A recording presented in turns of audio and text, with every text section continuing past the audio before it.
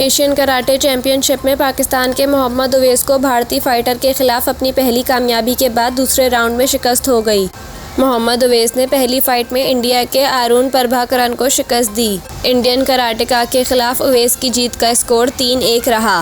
बाद अज़ां इनका मुकाबला चाइनीज़ ताइपे के चीन ही आन से हुआ, जिसने उवैस को हरा दिया।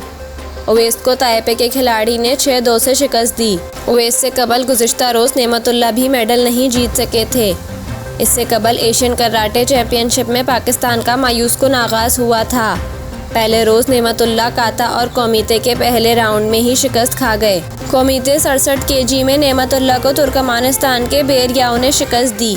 काता में नेमतुल्लाह 37.8 पॉइंट्स के साथ ग्रुप में छठे नंबर पर रहे।